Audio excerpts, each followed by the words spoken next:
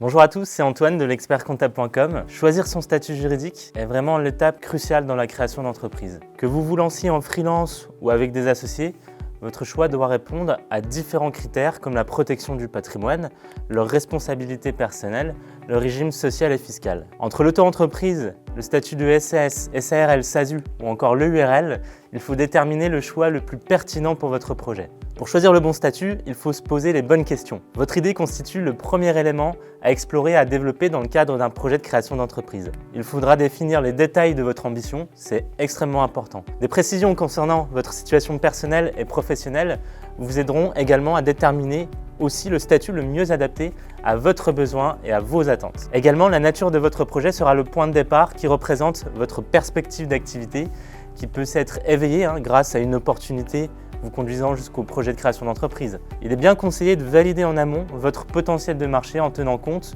de différents facteurs, notamment de la taille et des tendances du marché, des principaux concurrents, des opportunités et menaces du marché, des habitudes de consommation également, et des types de produits existants et leur positionnement au niveau du prix, mais aussi des différents canaux de distribution, des types de communication et de publicité réalisés sur le secteur. Cela vous permettra d'avoir une idée plus claire de la durée que peut prendre votre phase de croissance et à quel rythme votre structure sera en mesure de se développer. Votre étude de marché vous servira de premier aiguillage pour mesurer la viabilité de votre future entreprise. Elle doit pouvoir indiquer au futur chef d'entreprise si son projet pourra créer un besoin ou répondre aux besoins existants des consommateurs. Si l'étude de marché valide le potentiel de réussite du projet, alors la phase de rédaction du business plan, qui indiquera le choix de la forme juridique, pourra effectivement commencer. Également, il faudra prendre en compte votre situation personnelle. La forme juridique que vous déterminez comme étant la plus adéquate doit avoir pris en compte l'étude de votre situation personnelle. Est-ce que vous êtes marié? Avez-vous des enfants? Qu'en est-il de votre patrimoine personnel? Ces éléments permettront de faire connaître vos priorités qui peuvent par exemple être de protéger vos enfants et de conserver votre patrimoine, même si votre projet, et je l'espère pas pour vous, tourne mal. De plus, le choix de votre forme juridique vous assurera un niveau de couverture sociale plus ou moins élevé. Si vous définissez votre nouvelle activité comme votre principale source de revenus long terme, il sera recommandé forcément d'envisager un statut permettant de cotiser au mieux pour votre retraite. Votre situation professionnelle actuelle sera aussi un critère déterminant. Si vous êtes par exemple inscrit à Pôle emploi et que vous percevez des ARE pendant un certain temps, il se peut que le statut de l'EURL par exemple vous convienne moins bien que le statut de type SASU. Évidemment, le nombre d'associés s'engageant avec vous dans le projet constitue lui aussi un critère à retenir, bien sûr. Le choix de votre forme juridique dépendra aussi de votre vision de cette nouvelle activité. S'il n'est qu'un moyen de faire rentrer un peu plus d'argent ou si elle est ce sur quoi vous avez tout misé pour en vivre. Maintenant, un focus sur les caractéristiques des différents statuts juridiques. Avant de choisir le statut juridique pour créer votre entreprise, comparez tous ceux existants. Quels sont les différents statuts juridiques que vous allez pouvoir rencontrer? Les différents statuts juridiques pour créer son entreprise ont été conçus au fil du temps pour rééquilibrer les responsabilités et les obligations comptables en fonction du type d'entreprise. Les entrepreneurs ou les repreneurs d'entreprise doivent choisir un statut qui répond à leurs propres souhaits de développement. Création d'une entreprise individuelle, création avec plusieurs associés, volonté de faire entrer des investisseurs ou des actionnaires, etc. Les principaux statuts sont donc le statut de l'auto-entreprise, le statut de l'entreprise individuelle, l'entreprise individuelle à responsabilité limitée, ou aussi un statut, le statut d'entreprise unipersonnelle à responsabilité limitée, qu'on appelle aussi l'EURL. Également la SARL, lorsqu'on a plusieurs associés sur une EURL, elle devient une SARL. Également le statut de la société anonyme, donc là ça concerne plus les très grosses entreprises. Le statut de la SAS, donc société par action simplifiée, ou alors le statut de la société par action simplifiée, mais unipersonnelle, aussi appelé un SASU. Donc, quelles sont les caractéristiques des statuts juridiques? Chaque statut représente des caractéristiques que vous devrez analyser avec prudence selon des critères de comparaison qui concernent avant tout votre responsabilité et les régimes fiscaux et sociaux. Par exemple, avec l'entreprise individuelle. L'entreprise individuelle est une forme juridique dont la responsabilité est illimitée. Autrement dit, votre patrimoine est confondu avec votre entreprise.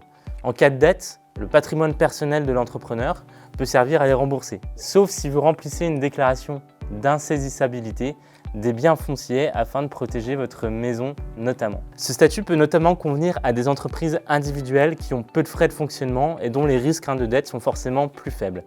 Avec l'EIRL en revanche, le patrimoine professionnel et le patrimoine personnel sont automatiquement distincts. À présent, voyons le régime fiscal et social de chaque statut juridique. Selon votre statut, le calcul de vos impôts et votre protection sociale sont différents.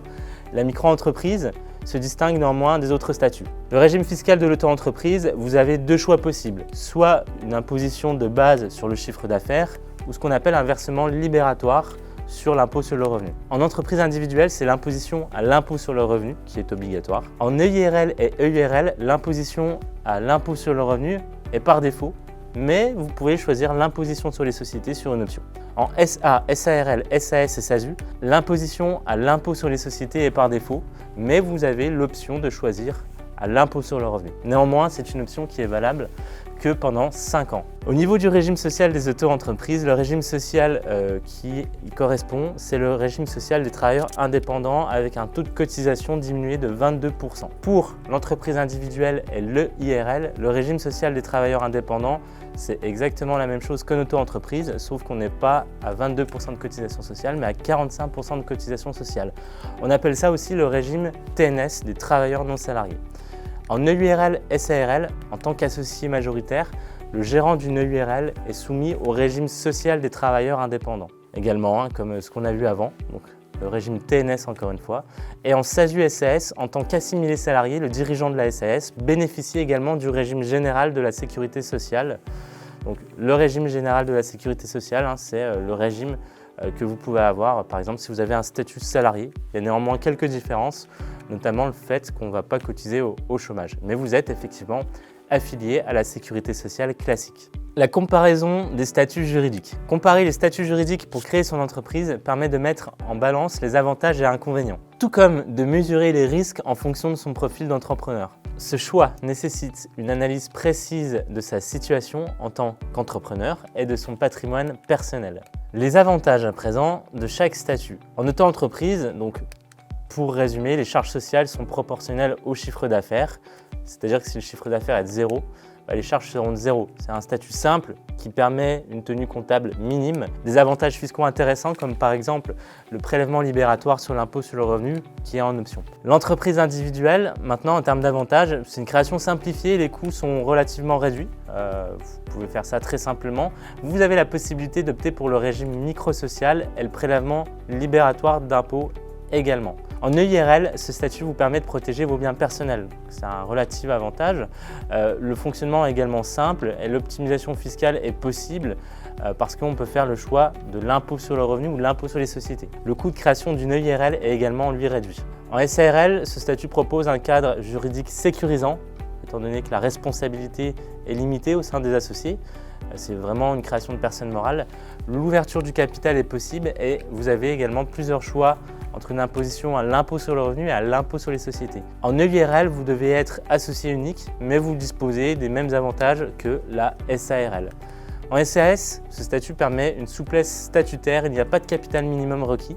Le président est assimilé salarié et encore une fois, le choix entre l'impôt sur les sociétés et l'impôt sur le revenu est possible.